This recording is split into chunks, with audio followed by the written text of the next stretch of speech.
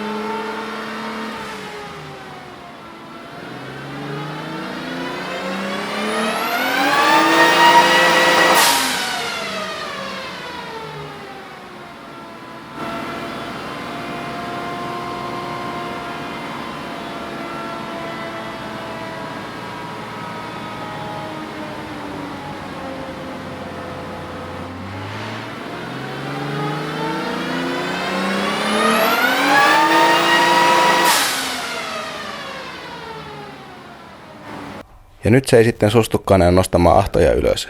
Käy 1,2 baaria, mutta laskee 1,1 rajoittajaa kohden, vaikka pitäisi nousta 1,5 baariin asti.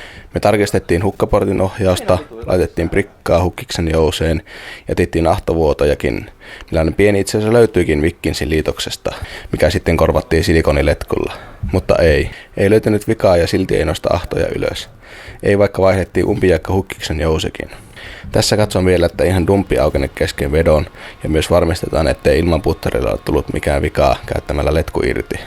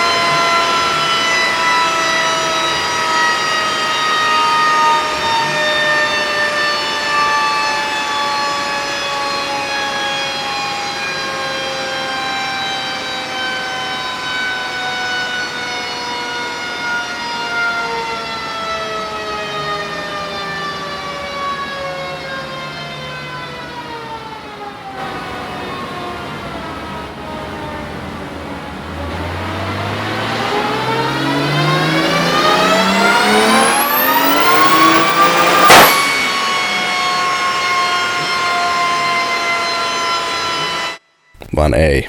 Lopulta sitten luovutettiin ja auto säädettiin noille ahdoille, millä se suhtui nyt pelaamaan, jolloin se antoi pihalle 562 heppaa. Imulämpöjen ja koneenlämpöjen kanssa ei itse asiassa ollutkaan mitään ongelmaa, kuten aluksi veikkailtiin, niin semmoiset lukemat se antoi noilla ahdoilla kuin voi olettaakin.